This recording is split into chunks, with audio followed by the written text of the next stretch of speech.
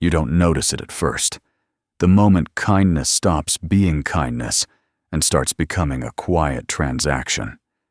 It happens in the same subtle way a gym subscription renews itself every month, automatically, silently, and without your explicit consent. You help someone once, then twice, then 10 times, and somewhere in that repetition, your brain drafts an invisible contract. You start believing that your effort deserves a guaranteed emotional return. A thank you, a gesture, a basic acknowledgement. Something that proves your giving wasn't a waste of human bandwidth, but no one else sees the contract. No one else signed it. You assume they did because it feels fair, because it feels human, because you're tired of living in a world where appreciation is treated like a luxury item sold behind bulletproof glass. You keep giving, expecting the world to reciprocate, not because you're selfish, but because reciprocity is the oldest psychological currency humans ever traded. Hunter-gatherers survived because they shared meat.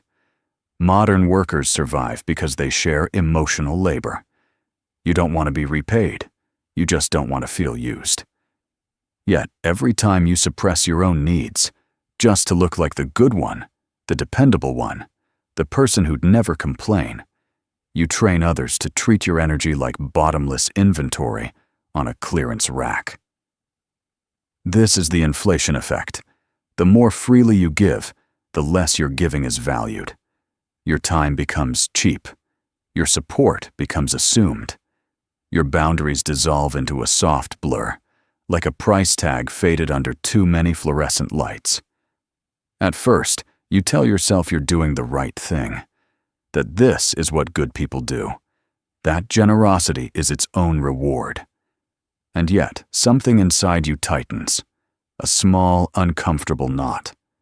You start tracking who notices your efforts, the same way you track your calories or your savings account. You pretend you're above keeping score, but you're not. Not really. You're human, and humans are wired for invisible accounting. You think you're being helpful, but you're actually negotiating, quietly, passively, subconsciously. You're bargaining for belonging, for significance, for proof that you matter to someone other than yourself. But psychology doesn't care about your intentions. Social dynamics don't care about your kindness. What you give becomes what others expect. What you tolerate becomes their norm. And this is where the bondage begins. You slowly become imprisoned by your own silence. Every unspoken expectation becomes a new iron bar. Every resentment you swallow becomes another lock. Every boundary you fail to draw becomes an open door you'll later blame people for walking through. But the truth is painfully simple. You designed the prison, one favor at a time. You believed you could earn love the way employees earn bonuses, by exceeding expectations. You thought people would naturally mirror your level of caring, because that's how reciprocity is supposed to work. Except human behavior doesn't follow clean economic laws. It follows incentives, habits, and the path of least emotional resistance. People learn that your yes means always. They learn that your help comes without billable hours. They learn that the vending machine of your generosity never runs out of snacks, no matter how aggressively they push the buttons. And when they stop appreciating you, when they stop noticing you, when they stop treating your effort as effort, you feel betrayed, not because they broke a promise, but because you assumed there was a promise in the first place. This is the invisible contract, the one you wrote, delivered, and signed on behalf of everyone else. A contract they never agreed to, a contract they never even saw. And yet you keep referencing it like it's legally binding. You're exhausted, but you keep offering more. You're resentful, but you keep smiling. You're suffocating, but you keep pretending everything's fine. Somewhere deep inside, you hope someone will finally notice the weight you carry and relieve you of it. But no one ever does, because as far as they're concerned, you're carrying nothing. And that's where the bondage tightens, not through cruelty, but through silence. You start mistaking your kindness for a kind of currency, something that should accumulate interest over time. You imagine that if you invest enough patience, enough emotional labor, enough late-night problem-solving, the universe will eventually hand you a dividend in the form of reciprocity or respect. But emotional markets don't work the way financial markets do. In fact, they behave more like grocery store economics. Once something is perpetually on discount, nobody buys it at full price again. They wait until it drops lower. They expect it to drop lower. Your generosity becomes the bulk rice aisle, cheap, endless, and invisible. This is the emotional economy you've been participating in without noticing. There's supply, there's demand, and there's inflation. The more accessible your help becomes, the less others feel compelled to value it. It's not that they're malicious. It's that human attention naturally gravitates toward what feels scarce and drifts away from what feels abundant. You become abundant. And you think that's a compliment, but it isn't. It means your presence is no longer meaningful. It's background noise, like the hum of a refrigerator or the drone of an office air conditioner. You only notice those appliances when they break. People only notice you when you stop giving. But you rarely stop, because deep down, there's a fear. The fear of becoming replaceable. Scarcity feels dangerous. Scarcity feels like abandonment. So you overcompensate by offering yourself like a free sample tray. Here, have more of me. Maybe this time you'll appreciate it. Except appreciation is a psychological transaction, and every transaction has rules. Rule 1. If you give too much, people subconsciously assume it comes at no cost to you. Rule 2. If it costs you nothing, then it must be worth nothing. Rule 3. If it's worth nothing, why should they value it? You walk straight into the trap of the gratitude paradox. The more effort you put into being helpful, the less gratitude you receive. It's not because people hate you.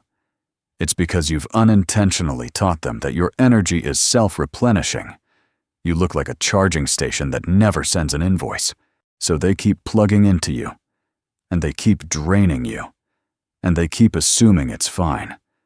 Meanwhile, your resentment grows like debt compounded daily. But unlike financial debt, you can't file for emotional bankruptcy. You can't liquidate your obligations. You can only carry the weight and pretend it's light. There's also the issue of reciprocity breakdown, one of the quietest, deadliest forms of relationship decay. Humans have a natural instinct to reciprocate. It's built into us. But when someone gives excessively, the balance becomes impossible to restore. The scale tips so far in one direction that the other person eventually stops trying altogether. They feel permanently in your debt. And instead of repaying, they detach. Your kindness becomes intimidating. Your help becomes a reminder of their inadequacy. Your presence becomes a mirror they don't want to look into. So they retreat, or they take advantage, or they pretend not to notice the inequality at all. It doesn't matter which path they choose. The effect is the same. You end up alone with your goodwill, waiting for returns that never arrive. But here's the part people rarely admit. You're complicit. You've been inflating your emotional currency by printing more of it. You've been performing acts of service not for their purity, but for their promise. The fantasy that being endlessly helpful will buy you security, affection, or moral leverage. Except the universe isn't a vending machine. You don't insert kindness and get a guaranteed outcome. You don't press B7 and receive respect. You don't select C4 and receive loyalty. You give, they take, and the economy collapses. It collapses because of unspoken assumptions, misaligned incentives, and your refusal to enforce scarcity, the only force that keeps value alive. You think your kindness is compassion, but often it's fear. You think it's generosity, but often it's bargaining. You think it's strength, but often it's a silent plea. Please see me the way I want to be seen. And ironically, the more you try to buy that feeling, the less available it becomes. You keep waiting for gratitude to appear like a paycheck, predictable, deserved, proportional to the effort you've invested. But gratitude doesn't operate like payroll. It doesn't arrive on schedule, and it doesn't scale with how much overtime you put into other people's problems. Gratitude is emotional weather, inconsistent, unpredictable, and shaped more by someone's internal climate than by anything you've done. Still, you expect it. You expect a nod, a gesture, a small acknowledgement that proves you weren't foolish for giving so much. But this expectation is precisely where your suffering begins. Because the moment your kindness becomes a performance designed to earn an emotional return, you're no longer giving, you're trading. You're running a psychological business that no one else knows they're a customer of. And the silence you receive becomes offensive only because you believed you deserved applause. This is the gratitude paradox. The more effort you pour into people, the more invisible you become to them. They don't see the cost behind your actions. They see the pattern. They see the consistency. They see the reliability. And the human brain doesn't reward reliability. It normalizes it. What shocks people earns admiration. What repeats becomes wallpaper. Your kindness becomes wallpaper. Always there. Always expected. Never acknowledged unless someone accidentally bumps into it. The real tragedy is how this dynamic quietly erodes your self-worth. You start questioning your value based on other people's reactions. Their lack of appreciation becomes evidence in your mind that maybe you really aren't worth much, or that maybe you're overreacting, or that maybe you should just try harder. So you do. You give more. You try more. You sacrifice more. But the more you chase gratitude, the further it drifts. Because gratitude cannot be extracted. It must be offered. And the more you expect it, the less freely it flows. Somewhere along the line, you confuse being needed with being valued. You interpret dependency as closeness. You mistake emotional hunger for connection. It feels good to be the one people rely on. It gives you purpose, identity, moral leverage. You imagine yourself as the quiet backbone holding everyone else upright. But there's a darker mechanism at work, learned helplessness. Not theirs, but yours. You become helplessly addicted to the role of savior because it shields you from confronting your own emptiness. It lets you outsource your worth to other people's crises. You'd rather be indispensable to someone than genuinely connected to them.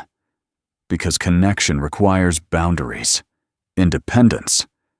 Two complete humans choosing each other freely. Being needed, however, is easier. It feels safer. It feels like proof. But it's counterfeit proof, emotionally forged currency. And when the gratitude doesn't come, you grow bitter. You feel cheated, even though no one stole anything from you. They only failed to pay a bill they never knew existed. This is the invisible contract at its most corrosive form. You're holding others accountable to expectations you never articulated. You assume they should just know. You assume they should naturally reciprocate. You assume they should see your effort. But assumption is not communication. Expectation is not agreement. Resentment is not reality.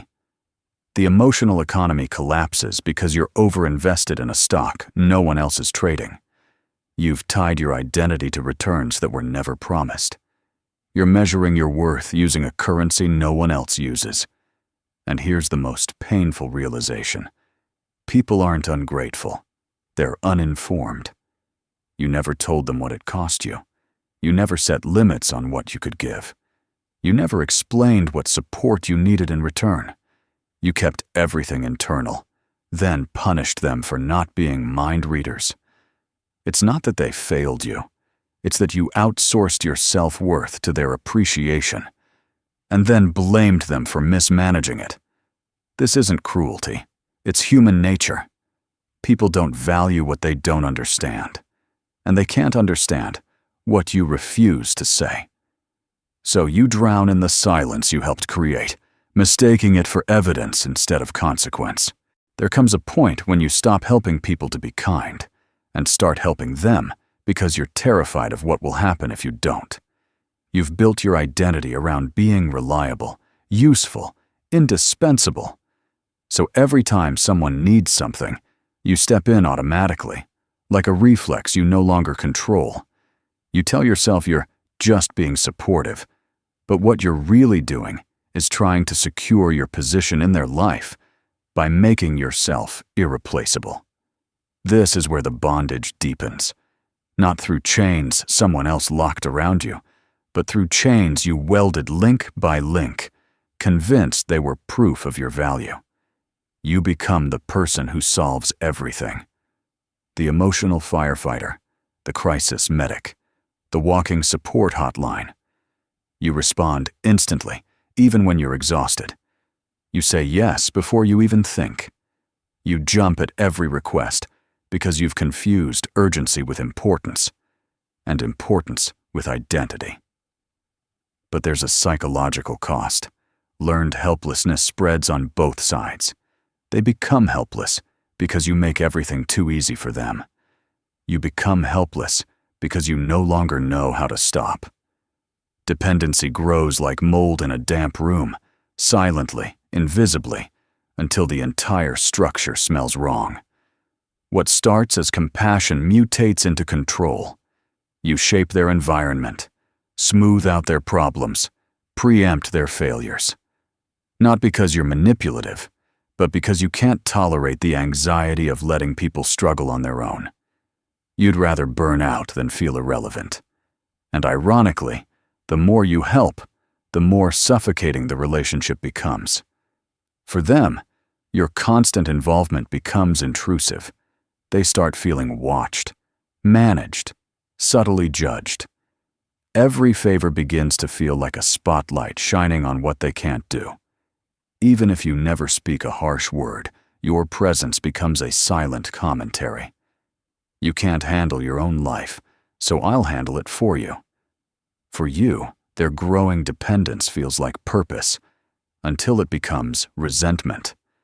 You start to view them as a burden. You start to feel trapped by the role you volunteered for. You start wishing they'd take responsibility, yet you never give them the opportunity. This is the reciprocity breakdown at its peak. You've given so much that they no longer believe they're capable of meeting you halfway, and you no longer believe you're allowed to step back. The balance collapses. The dynamic distorts. The whole thing turns from helping into emotional asphyxiation. You tell yourself you're doing this out of love or loyalty, but deep down, there's another truth. You want to be needed because being needed feels safer than being chosen. Being needed means you won't be abandoned. Being needed means you have leverage. Being needed means you matter. But dependency isn't affection. It's captivity. And you're the one tightening the ropes. Boundary collapse becomes your daily routine. You don't just give time, you give identity. You give emotional bandwidth you can't spare. You give energy you don't replenish. You give pieces of yourself that were never meant to be bartered away.